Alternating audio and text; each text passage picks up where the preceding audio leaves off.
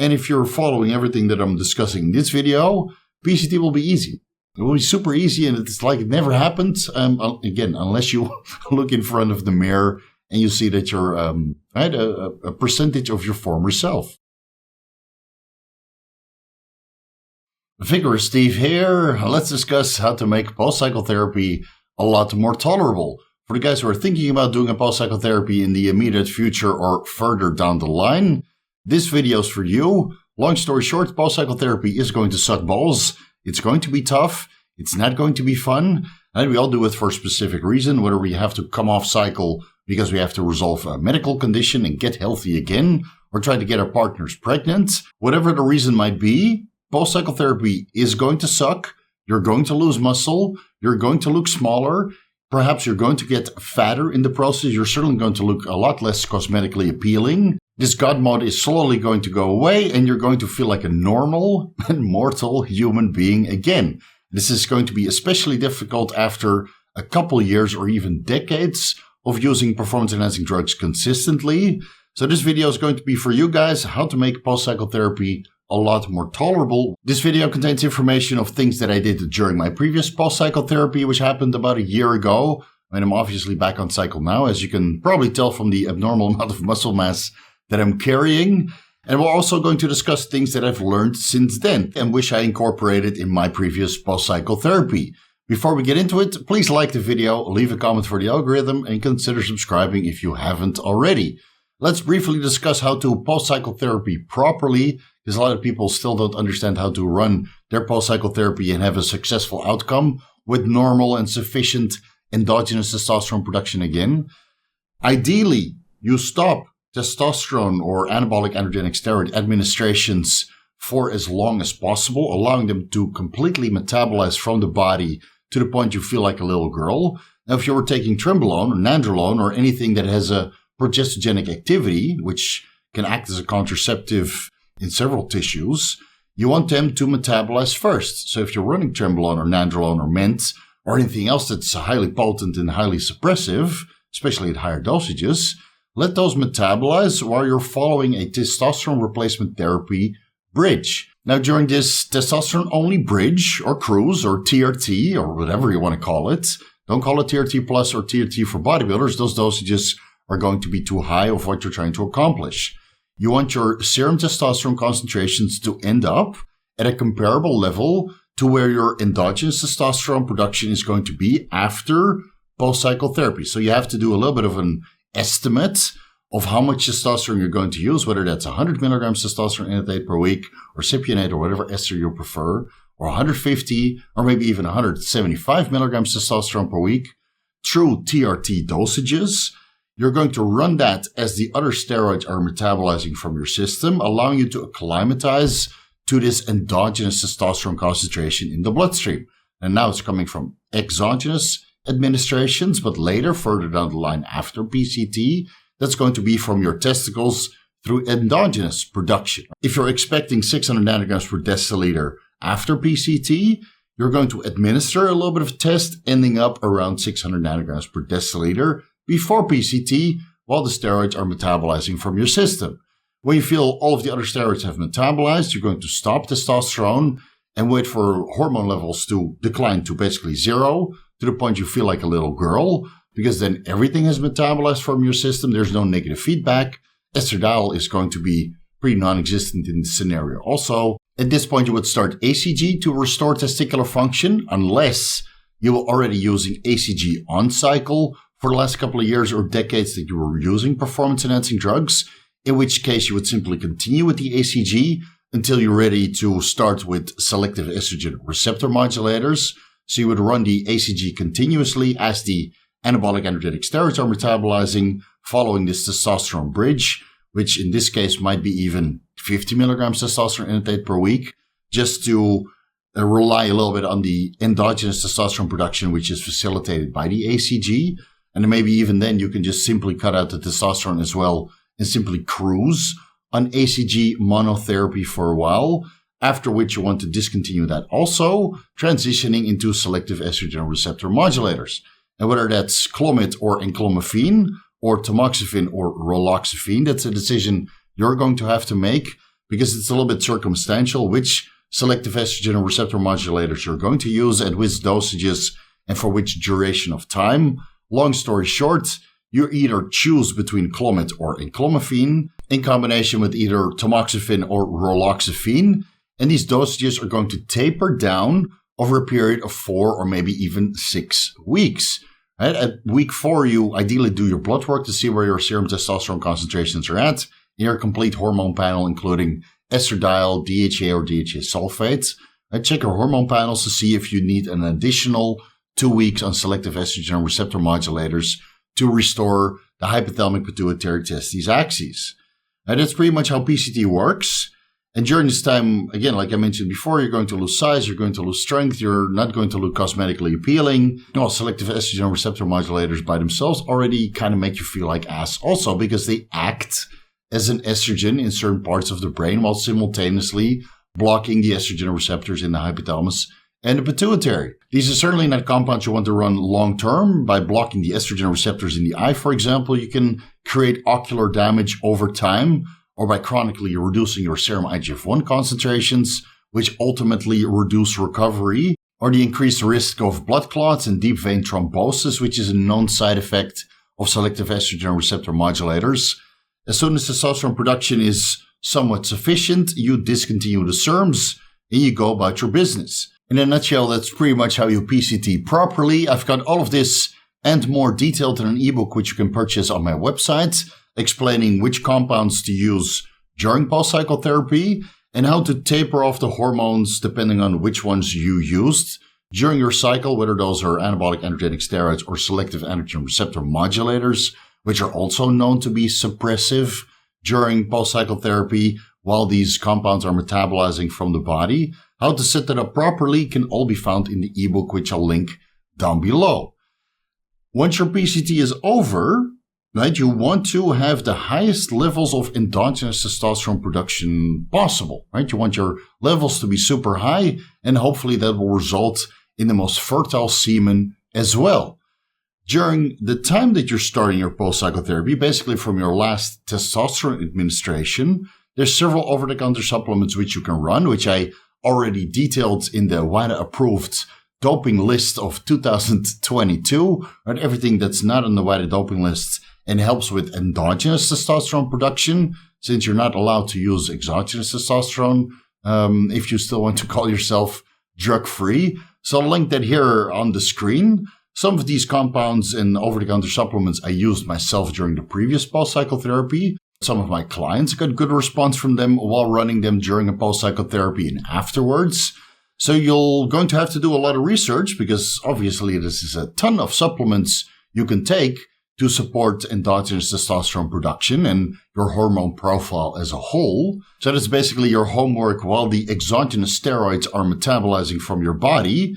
Plenty of time, as many steroids take weeks or months to metabolize from your system. So you have a lot of homework to pay attention to. All of these supplements that you see here on the screen have a positive outcome on endogenous testosterone production, whether that contributes 1% or 5% or maybe even 10%. It all adds up. So a stack like this should certainly contribute to an increased endogenous testosterone production during post-cycle therapy and afterwards, making it a lot more tolerable. And these supplements you can all start from the moment you did your last TRT administration. And you run that during the period that you start feeling like a little girl because your endogenous testosterone production hasn't really caught up yet. You run it during the period that you're using ACG, and you use it while you're using selective estrogen receptor modulators. And you continue to run these supplements all the way up to your next cycle, which for many of us is certainly going to happen. You go on cycle, you come off, and while you're off cycle, during your post-cycle therapy and shortly afterwards, you're fantasizing about your next cycle. It's a curse, but that's part of the game. So you run these supplements while you're doing post-cycle therapy and your endogenous testosterone production is actively going. And as silly as it sounds, you can also consider icing the testicles. 20 minutes, 3 times per day. You wrap an ice pack in a towel, right? No direct contact. You don't want frostbite on your testicles while you're trying to recover testicular function. This is something I did during my previous post-cycle therapy, and it was able to raise my testosterone concentrations from approximately 450 to over 600 nanograms per deciliter. So it does work, albeit that it's a little bit convoluted and cumbersome protocol. It's something you can consider. I already made a separate video about this Icing the Testicle protocol, which is a freebie testosterone booster. So I'll link it at the end of this video. Basically, long story short of how it works, for the guys that are familiar with sports injuries, when you apply hot and cold therapy, or let's say you have a bruised knee, for example, there's a lot of inflammation there. You apply an ice pack for 30 minutes and then a hot pack for 30 minutes. Then an ice pack and a hot pack, right? This way you get to remove the inflammation and bring new nutrients to the knee, allowing it to recover faster and get your mobility back. And a similar sense, this works in the Icing the Testicles protocol, where you chill the area, reducing inflammation. And when you remove the ice pack, new blood flow goes to the testicles to heat it up, obviously, to its ideal temperature for spermatogenesis. But as the blood flow increases, it brings a lot of nutrients, which contribute to testosterone production and ultimately semen production as well. And this is a protocol you would need to see through for at least 3 to 4 months, because it takes such a long time for semen to be produced, mature, and be ready for ejaculation. It takes about 78 days for semen to mature within the testicles, and then it needs to be transported to the seminal vesicles in the prostate. So it takes approximately 90 days for the semen that is now affected by an Icing the Testicles protocol, for that to end up in the seminal vesicles and be ready for ejaculation. So you can analyze that in a semen analysis, right? Following the trends of how your fertility is improving over time. So I give that 3 months, 4 months, or maybe even 6 months of a continuous Icing the Testicles protocols. From my personal experience and that anecdotal evidence of other people that contacted me while I was running this Icing the Testicles protocol, it does work, but it's highly cumbersome, right? Something you can consider. It certainly makes post-psychotherapy a lot more tolerable. It will also increase your semen parameters and your fertility levels over time, assuming that you're consistent and persistent with this protocol. How much it will contribute to make your PCT more tolerable, maybe a couple points, but hey, everything contributes. And if you're following everything that I'm discussing in this video, PCT will be easy. It will be super easy, and it's like it never happened. Again, unless you look in front of the mirror and you see that you're a percentage of your former self. During this time, no ifs, no buts, no way around it. You need to be in a caloric surplus. If you're going to do a diet or a cut or anything below maintenance, testosterone production is not going to be optimal. We can take the true natural competitors as an example. As they get leaner, their endogenous testosterone production pretty much shuts down. And they still end up with 50 or maybe 100 nanograms per deciliter towards the end of their contest prep, when they're 4%, 5% body fat. During that time, endogenous testosterone production is completely downregulated, and they're basically running on fumes. So on the flip side, if you want your testosterone productions as high as possible, and we can take the animal kingdom as an example, when it's mating season, and usually during the summer when food is aplenty. So if you want your testosterone levels as high and you want to mate as a result of that, calories need to be aplenty as well. So don't be afraid to eat in the caloric surplus, because it will certainly contribute to optimal testosterone production. And well, fat and happy is a term that applies to all of us, whether you're bodybuilders or not, which will detract from your cosmetic appearance. So while you're fat and happy and eating in the caloric surplus to facilitate a normal and healthy hormone balance within your body, stay away from the mirror and wear a hoodie, because your reflection is not going to represent how you feel. You're going to feel better during post-psychotherapy in a caloric surplus. But if you do post-psychotherapy while you feel comfortable looking in the mirror because you're shredded, you're going to feel a lot worse. A lot worse, because during this entire time, your testosterone production is basically going to bottom out, because you need calories for your testicles to function properly, right? Testosterone production, semen production, and mating is a high caloric activity. So just eat up. The ketogenic diet works best for most people during a post-cycle therapy because you get a lot of nutrients this way, but you don't get so much insulin response making you end up bloated. So even though you might end up a little bit leaner following a ketogenic diet, and it's certainly a more nutritious diet when you look at the micronutrient profile comparing a ketogenic diet to a diet consisting of a decent amount of carbohydrates, the athletic performance comparing a ketogenic diet to a diet with carbohydrates, well, I think we all know and can agree that the athletic performance with carbohydrates is going to be significantly better. Will that result in more muscle mass?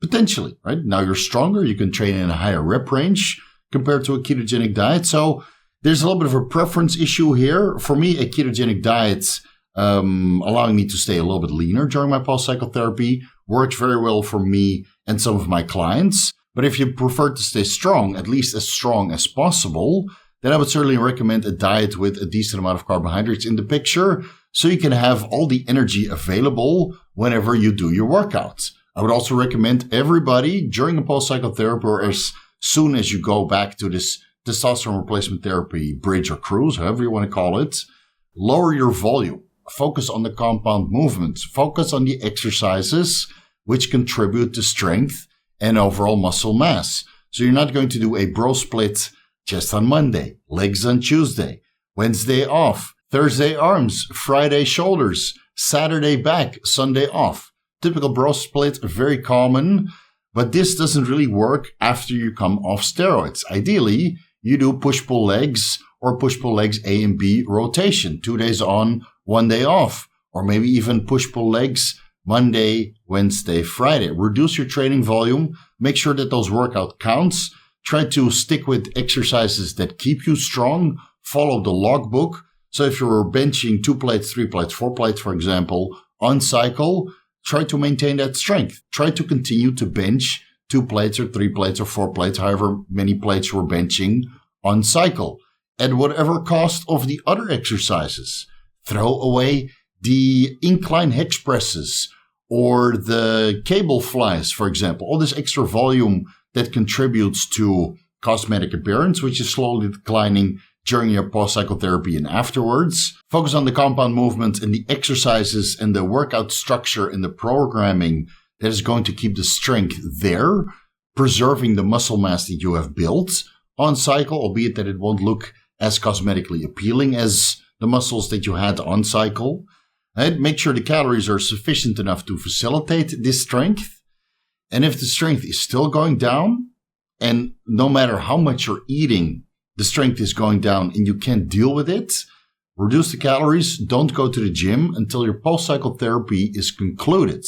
Because the worst thing is watching your physique deteriorate and your strength as well. When you feel like this absolute God mode on cycle, you can train for hours and you eat right and everything is falling into place, making your physique better and better and better as the weeks go by. On the flip side of that, when you see that in reverse, your physique is getting worse and worse and worse no matter how much effort you put into it, simply because you took the steroids out of the picture. If your physique is really deteriorating and you can't deal with it mentally, don't go to the gym. Stay home. Stay home. Let it deteriorate. Don't look at yourself in the mirror. Don't eat so many calories to the point you're getting fat. Just eat it sufficient amount of calories to recover endogenous testosterone production. Right? So you're not in a complete caloric deficit to stay lean. You're in a sufficient caloric state. You're not expending all of these calories on bodybuilding activity or athletic performance. And then once your body is completely deteriorated and you're at normal endogenous testosterone production, then you rebuild. Because from a mental perspective, that's certainly a lot easier. Your physique is deteriorated. You're going back to the gym and now you're rebuilding upwards. You're getting stronger. Your physique is going to look better because, well, you start at basically zero again and you're fat and slobby and lazy and you look like the Michelin man. So any physical activity is going to be improvement from that point onwards. But at least you don't have to go through this period where you're getting weaker and fatter and, life is falling apart because your passion is kind of going away. So focus your effort somewhere else. Maybe you learn a new hobby. And then when your endogenous testosterone production is sufficient in a sweet spot, you go back to the gym and rebuild and progress from there. Now, if you're thinking to yourself, fuck that, Steve, I'm going to go to the gym regardless, whether my testosterone is super high or super low, in this case, during post-cycle therapy, I completely understand also, right? Your calories are at least sufficiently high to facilitate a little bit of strength and recovery. The IGF-1 is going to be low during the time that you're using selective estrogen receptor modulators. But we all know that there's anabolic agents out there which don't suppress the hypothalamic pituitary testes axis. Growth hormone, for example. You can still use growth hormone during post-cycle therapy and afterwards. Now, it really depends on your mindset. You're coming off cycle to recover endogenous testosterone production and spermatogenesis to get somebody pregnant. Are you going to limit yourself to performance-enhancing drugs that don't downregulate this process? Or are you coming off performance-enhancing drugs altogether because you want to close off that chapter in your book that was just a phase? Just like you had your recreational drug phase, you have your recreational performance-enhancing drug phase.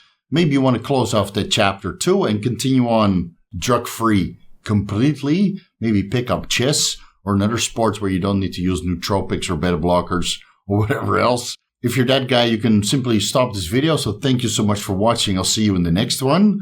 For the guys that want to continue with their bodybuilding journey and simply want to recover endogenous testosterone production and fertility, growth hormone is still allowed. 1 unit, 2 units per day.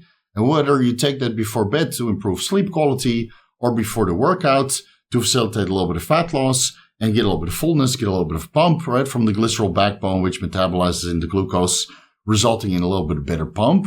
If you take growth hormone pre-workout, especially when you're otherwise drug-free, it will make a noticeable difference. Now, I would not use more than 2 IUs of growth hormone simply because you lack the synergy between growth hormone and anabolic androgenic steroids.